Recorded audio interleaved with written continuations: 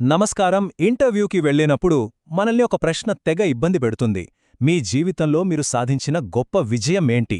ఈ ప్రశ్నకు ఎలా సమాధానం చెప్తే ఉద్యోగం మనదే అవుతుందో ఈరోజు వివరంగా చూద్దాం. ఇంటర్వ్యూ అంతా బాగా జరుగుతుంది.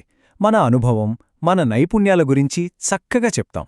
అప్పుడే ఇంటర్వ్యూయర్ సడన్గా అడుగుతారు, మీ జీవితంలో మీరు సాధించిన గొప్ప విజయమేమిటి అని.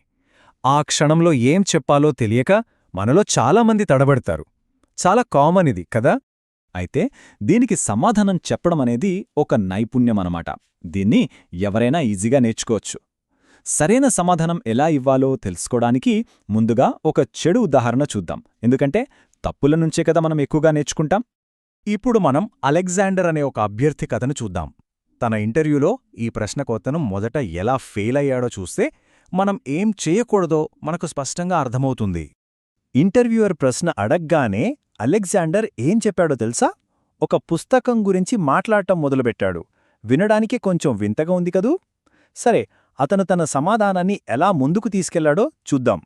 చూశారా? ఇక్కడే అసలు సమస్య మొదలైంది. అలెగ్జాండర్ పూర్తిగా సంబంధం లేని ఫిలాసఫీలోకి వెళ్ళిపోయాడు. అంతటితో ఆగకుండా ఇంటర్వ్యూవర్ని మీకు అర్థమవుతోందా అని అడిగి పరిస్థితిని ఇంకా ఇబ్బందికరంగా మార్చేశాడు. ఇక చూడాలి ఇంటర్వ్యూయర్ రియాక్షన్. ఊహించిందే జరిగింది. అలెగ్జాండర్ సమాధానం వల్ల అతనికి ఈ ఉద్యోగం మీద ఆసక్తి లేదేమో అనే అభిప్రాయం కలిగింది. సో అతని సమాధానం పూర్తిగా బెడిసికొట్టిందని ఇక్కడ మనకు క్లియర్గా అర్థమవుతోంది. సరే, అలెగ్జాండర్ సమాధానం ఎందుకు అంతగా ఫెయిల్ అయింది ఒక్కసారి విశ్లేషిద్దాం. మొదటిది, అతను ఎంచుకున్న కథే తప్పు. మాస్టర్స్ డిగ్రీ పూర్తి చేయడం లాంటి పెద్ద విజయం పెట్టుకొని అతను ఒక పుస్తకం గురించి మాట్లాడాడు. రెండోది, అతని కథలో ఉద్యోగానికి అవసరమైన స్కిల్స్ గురించి ఒక్క మాట కూడా లేదు. ఇక మూడోది, ఉద్యోగం కంటే తన చదువే గొప్పది అని చెప్పడం ద్వారా అతను కొంచెం అహంకారిగా కనిపించాడు. కానీ అలెగ్జాండర్ తన తప్పుల నుండి ఒక మంచి పాఠం నేర్చుకున్నాడు. తన అప్రోచ్ మార్చుకున్నాడు. ఇప్పుడు అదే ప్రశ్నకు అతను ఎంత అద్భుతంగా, ప్రభావవంతంగా సమాధానమిచ్చాడో చూద్దాం. ఇది చాలా ఇంట్రెస్టింగ్గా ఉంటుంది. ఈసారి అలెగ్జాండర్ తన మాస్టర్స్ థీసిస్ను తన గొప్ప విజయంగా ఎంచుకున్నాడు. ఎంత మంచి చాయిస్ కదా. ఇది అతని డెడికేషన్ని, కష్టపడే తత్వాన్ని వెంటనే చూపిస్తుంది. ఇక్కడ గమనించండి, అలెగ్జాండర్ తన విజయాన్ని నేరుగా ఉద్యోగానికి కావాల్సిన స్కిల్స్తో ఎలా కనెక్ట్ చేశాడో. అతను కేవలం నేను థీసిస్ రాశాను అని చెప్పి ఆపలేదు. దానివల్ల తను ఏం నేర్చుకున్నాడో అంటే గోల్ ఓరియంటెడ్గా ఉండటం, సెల్ఫ్ మోటివేషన్తో ఉండటం, ఇలాంటి విషయాలు కూడా వివరిస్తున్నాడు. ఇక్కడే ఉంది అసలు మ్యాజిక్. అంతేకాదండోయ్, అతను టీంవర్క్ గురించి, కమ్యూనికేషన్ గురించి కూడా మాట్లాడాడు.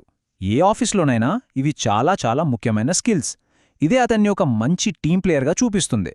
సో ఇప్పుడు ఈ రెండు సమాధానాల మధ్య ఉన్న తేడాను ఈ స్లైడ్ చాలా స్పష్టంగా చూపిస్తోంది. ఒకవైపు ఏమాత్రం సంబంధం లేని పుస్తకం, మరోవైపు ఉద్యోగానికి డైరెక్ట్గా రిలేట్ అయ్యే థీసిస్. ఒకవైపు అనవసరమైన ఫిలాసఫీ, మరోవైపు జాబ్ స్కిల్స్. ఈ చిన్న తేడానే అతని సక్సెస్ని డిసైడ్ చేసింది. సరే, ఇంతకీ రెండో సమాధానం ఎందుకంత బాగా వర్కౌట్ అయింది, దాని వెనక ఉన్న 3 కీలకమైన సూత్రాలేంటో ఇప్పుడు డీటెయిల్గా చూద్దాం. మొదటి సూత్రం ఎఫెక్టివ్ స్టోరీ టెల్లింగ్, అంటే సరైన కథను చెప్పడం. అలెగ్జాండర్ తన థీసిస్ను ఎంచుకోవడం ద్వారా తన స్కిల్స్ను చూపించడానికి ఒక పర్ఫెక్ట్ ప్లాట్ఫామ్ క్రియేట్ చేసుకున్నాడు. అంతేకాదు, మధ్యలో ఎదురైన సవాళ్లను ఎలా దాటాడో చెప్పడం ద్వారా తన పట్టుదలని కూడా చూపించాడు. ఇక రెండోది పవర్ఫుల్ లాంగ్వేజ్ వాడటం. అలెగ్జాండర్ లక్ష్య ఆధారిత, స్వీయ ప్రారంభకుడు లాంటి పవర్ఫుల్ పదాలు వాడాడు. ఇలాంటి మాటలు ఇంటర్వ్యూర్ మీద చాలా పాజిటివ్ ఇంప్రెషన్ని క్రియేట్ చేస్తాయి. మూడోది చాలా ముఖ్యమైనది, టీంవర్క్ గురించి చెప్పడం.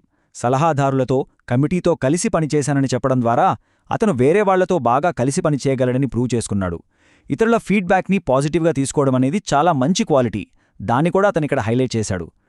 సరే, ఇప్పటిదాకా థియరీ చూశాం. ఇప్పుడు కొంచెం ప్రాక్టికల్గా ఆలోచిద్దాం. మన సొంత కథలు చెప్పడానికి ఉపయోగపడే కొన్ని శక్తివంతమైన పదాలు, పదబంధాలు ఏంటో ఇప్పుడు చూద్దాం. ఈ స్లైడ్లో కొన్ని కేటగిరీలు ఉన్నాయి చూడండి. స్వీయ క్రమశిక్షణ, సమస్య పరిష్కారం, నాయకత్వం. ఇలా ప్రతి కేటగిరీ కింద ఒక ఉదాహరణ వాక్యం ఉంది. వీటిని మన అనుభవాలకు తగ్గట్టుగా మార్చుకుని వాడుకోవచ్చు. ఒక్కసారి ఈ టేబుల్ని క్షుణ్ణంగా పరిశీలించండి. ఓకే, ఇప్పుడు మనం నేర్చుకున్నదంతా ఉపయోగించి మన సొంత పర్ఫెక్ట్ ఆన్సర్ని ఎలా తయారు చేసుకోవాలో చూద్దాం. దీనికోసం ఒక సింపుల్ 4 స్టెప్ ఫ్రేమ్వర్క్ ఉంది. దాన్నిప్పుడు చూద్దాం. మన స్టోరీని బిల్డ్ చేయడానికి ఈ 4 సింపుల్ స్టెప్స్ ఫాలో అయితే చాలు. ఫస్ట్, మీ లైఫ్లో ఒక ముఖ్యమైన విజయాన్ని గుర్తు చేసుకోండి. సెకండ్, ఆ కథ యొక్క బ్యాక్గ్రౌండ్ని సింపుల్గా చెప్పండి. థర్డ్, ఆ టైంలో మీరు వాడిన స్కిల్స్, ఫేస్ చేసిన ఛాలెంజెస్ని హైలైట్ చేయండి. ఫైనల్గా, ఆ ఎక్స్పీరియన్స్ నుంచి ఏం నేర్చుకున్నారో, ఎలా ఎదిగారో చెప్పి ముగించండి. చూశారు కదా, ప్రతి ఒక్కరి జీవితంలోనూ చెప్పడానికి ఒక గొప్ప విజయగాథ ఉంటుంది.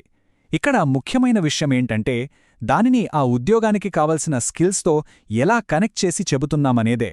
సో, మీ నెక్స్ట్ ఇంటర్వ్యూలో మీరు చెప్పబోయే ఆ అద్భుతమైన కథ ఏంటి?